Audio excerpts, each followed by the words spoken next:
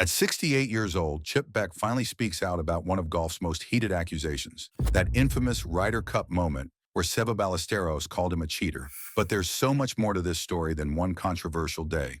Charles Chip Beck was born in Fayetteville, North Carolina in 1956. At the University of Georgia, he became a three-time All-American. That's rare air for any college golfer.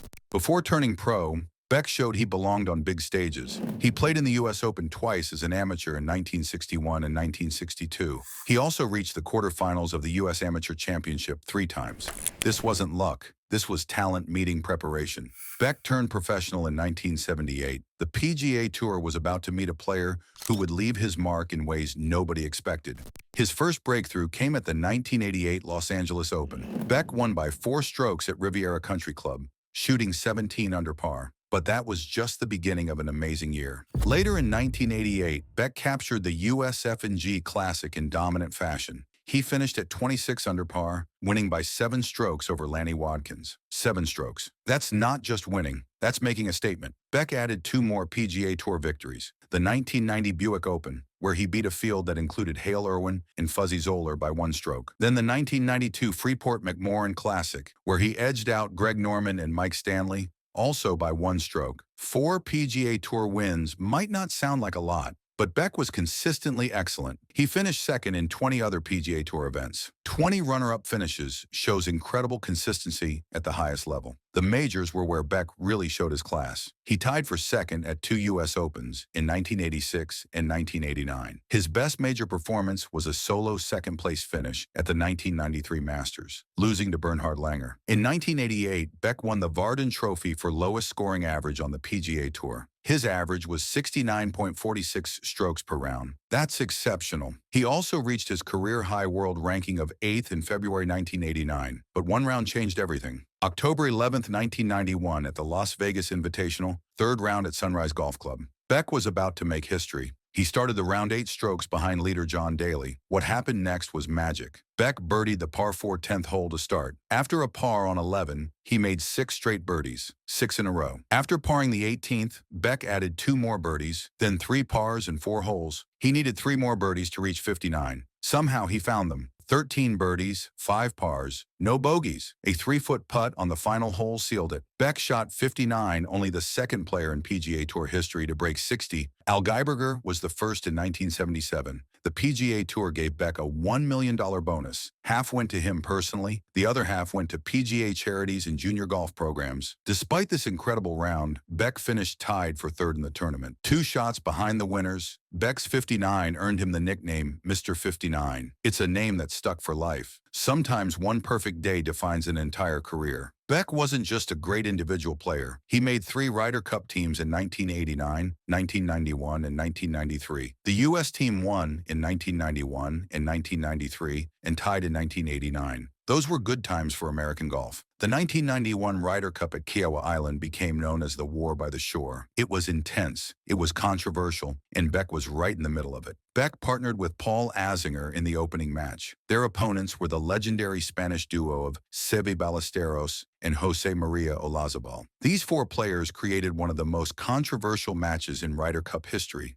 Multiple incidents fueled the tension. There were disputes over free drops and a lost ball. But the big controversy happened at the 10th hole. Azinger and Beck were accused of changing the compression of their golf ball between a 90 compression and 100 compression on the 7th tee. Under match play rules, this should have cost them holes, but the penalty wasn't called when it happened. European captain Bernard Gallacher confronted officials about the ball change at the 10th tee. Things got heated fast. Azinger claimed it was just a mistake. He said they certainly weren't cheating, but Seve Ballesteros fired back with words that became famous. Cheating and breaking the rules are 2 different things. Beck and Azinger also complained about Ballesteros' sporadic throat clearing during their shots. They felt it was deliberate distraction. Beck later reflected on the gamesmanship that dominated their matches during this period. This controversy became part of Ryder Cup legend. Beck was selected for 3 teams during intense American success. That shows he had the mental toughness for team match play, which requires different skills than individual tournaments. But Beck's career took a dramatic turn after his peak years. Following his success in the late 1980s and early 1990s, he experienced what was described as a very weak period. The most shocking part was Beck's unprecedented streak of missing 46 consecutive PGA Tour cuts between 1997 and 1998. For a former top 10 player, this was devastating. Beck himself reflected on this dark period with raw honesty. He said, "The real scary part was I didn't know when I would hit bottom and what I would land on." This quote shows the deep vulnerability and loss of control he felt. Technical analysis suggests Beck's struggles came from fundamental changes to his golf swing. He initially used a front anchor swinging action and worked with renowned instructor Mac O'Grady. During this period, he reportedly came very close to perfecting his swing, but his technique evolved into what experts call a throwing action with extra lateral motion. This was different from his previous rotary action. The change may have been influenced by O'Grady's evolving research, which helped create the stack and tilt system. Beck later made another deliberate change, shifting from a front anchor action to a rear anchor action. During a Golf Channel appearance, Beck said his old swing was flawed because he rotated around his left side. He believed it was more correct to rotate around the right side. Beck also thought his front anchor action was causing back pain, despite maintaining an excellent conditioning program. Expert analysis suggests Beck's body was better suited for a post-up postural release action to maintain his ball striking skills. His struggles coincided directly with adopting the right anchor technique. This pattern happened to other prominent golfers like David Duval and Justin Leonard, who also struggled after similar swing changes. The lesson is clear. Fundamental changes to a highly refined athletic motion can be dangerous, especially when driven by theoretical improvements that don't match individual biomechanics. Beck eventually became so frustrated that he left professional golf.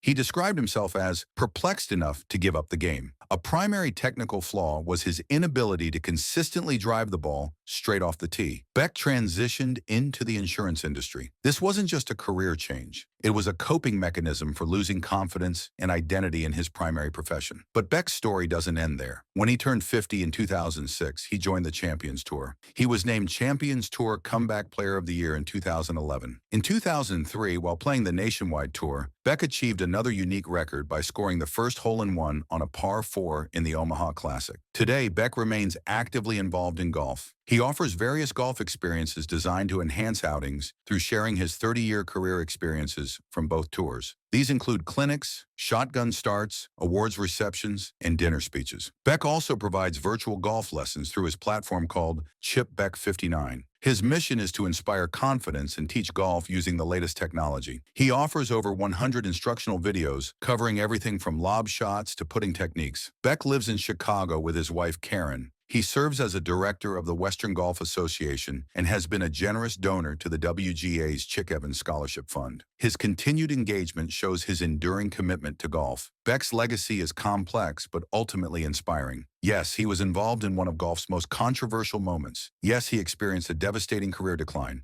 But he's also Mr. 59. He won 4 PGA Tours events. He made 3 Ryder Cup teams. Most importantly, Beck found his way back to golf. He's teaching. He's helping junior golfers. He's sharing his knowledge and positive attitude with new generations. Beck's story proves that resilience matters more than perfection. Even after hitting rock bottom, he rebuilt his relationship with the game he loves. That's the real Chip Beck story. What do you think about the Seve controversy? Was the accusation fair? Let me know in the comments. And if you enjoyed learning about Chip Beck's incredible journey, make sure to like this video and subscribe for more golf stories.